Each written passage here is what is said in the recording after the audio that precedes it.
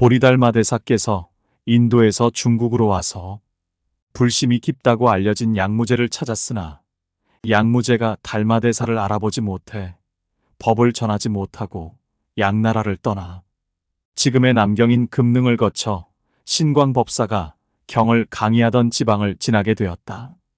달마대사가 신광법사에게 묻기를 당신은 여기에서 무엇을 합니까? 신광이 말하기를 나는 경을 강의하고 있습니다. 달마께서 또 묻기를 경을 강의하여 무엇합니까? 신광이 답하기를 생사를 마치기 위해서입니다. 달마대사께서 말하기를 법은 본래 말할 수 없으며 말할 만한 법이 없습니다. 당신이 강의하는 검은 것은 글자이며 흰 것은 종이인데 어찌 법이 있다 합니까? 그대가 말한 종이 위에 법이 있다 한다면 내가 종이 위에 떡을 그려줄 테니 먹어보시오. 종이 위에 떡으로 배를 불릴 수 없다면 종이 위에 불법으로 어찌 생사를 벗어날 수 있겠소? 이것은 무익한 것이니 내게 주어 태워버리게 하시오. 신광이 말하기를 내가 경전을 강의하고 법을 설하여 수많은 사람을 구했거늘 어찌 무익하다 하는가? 그대 경전을 비방한 죄가 크도다. 대사 이르기를 내가 불법을 가볍게 보는 것이 아니라 그대가 불법을 가볍게 보는 것이다. 부처님의 마음도장의 법을 수행하지 않고 경전의 설법대로 앵무새처럼 조잘되니 불법에 박지 못하도다. 신광이 말하기를 내가 이미 불법에 박지 못하다면 그대가 법단에 올라 법을 설하라. 대사 이르기를 나는 설할 법도 없고 굳이 말하라 한다면 한일자를 말하겠노라. 내가 서쪽에서 올 때 한일자 한 글자를 가지고 오니 수미산으로 붓을 삼고 사해 바닷물로 먹물 삼아 온 천하를 종이 삼아도 이 한일자를 흉내내기도 어렵고 또한 한일자의 형태도 그리기 어렵도다. 보려 하나 볼 수 없고 그리려 하나 그릴 수 없으니 사람이 이 한일자 하나를 깨달을 수 있다면 그리고 이 형상을 얻을 수 있다면 털끝만큼도 걸림이 없으며 이에 생사를 뛰어넘을 수 있다. 본래 형체는 없으나 사시사철 광명의 빛을 발하니 사람들이 어두운 곳에서 묘함을 깨닫는다면 곧 부처님 회상, 용화회상에 출연할 것이다. 대사 개송을 읊으시길. 달마대사 본래 하늘밖 사람으로 불법을 강의하지 않고 신선이 되었네. 만권의 경전에 도움 없었고 단지 생사를 한 일자에 매달았네.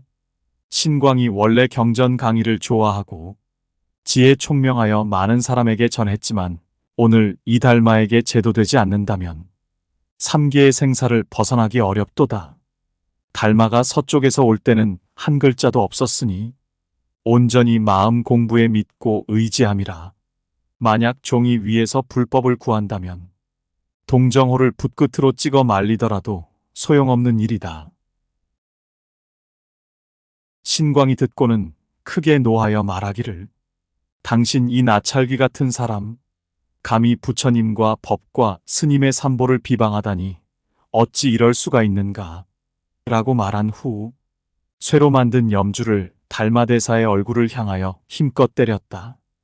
달마대사는 아무런 방비가 없는 상황에서 얼굴을 맞고 이빨이 2개가 부러졌다.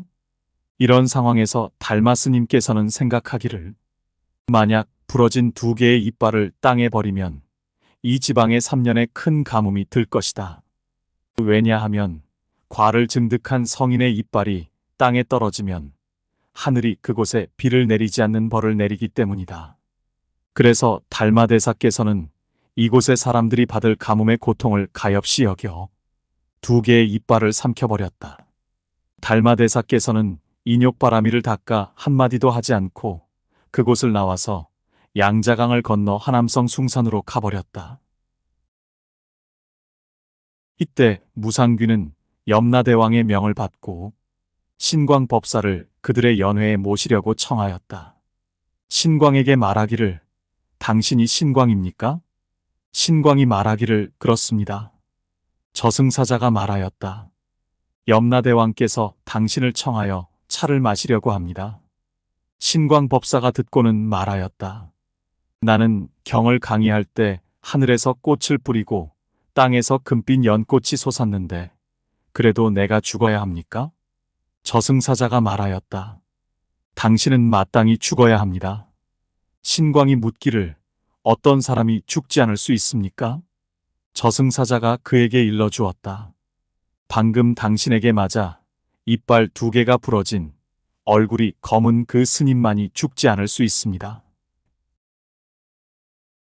신광법사는 저승사자에게 간절히 청하여 말하기를 저승사자님, 제발 저에게 자비를 내려주십시오. 제가 그분 검은 스님께 가서 죽지 않는 법을 배우게 해주십시오. 저승사자는 그의 요구를 들어주었다. 그리하여 신광법사는 북방을 향하여 달마 스님을 쫓아갔다. 신광은 곧바로 웅이산에 올라 달마대사를 찾아뵙고 4가지 예와 8번 절하여 참배의 예를 마쳤으나 달마대사 단정이 정좌하여 움직이지 않으니 신광이 무릎을 꿇고 부복하여 절하고 고하기를 소생 유관을 가진 범속한 사람이라 대사께서 서천에서 오심을 알지 못했나이다. 지금까지 지은 죄를 말한다면 벼락을 맞아 죽어 마땅할 일이나 엎드려 간청하옵나니 자비로서 용서하시고 은혜를 베풀어 주십시오. 하였으나 달마대사 미동도 않고 말도 없었다. 신광이 제3무릎을 꿇고 간절히 청하여 눈물이 뺨으로 흐르며 눈물로 호소하기를 스승께서는 노여움을 푸시고 너그럽게 용서하소서. 고기 눈으로 사람을 분간할 줄 몰라 스승께서 서쪽에서 오심을 몰라 배웠습니다. 죄를 용서하여 주십시오.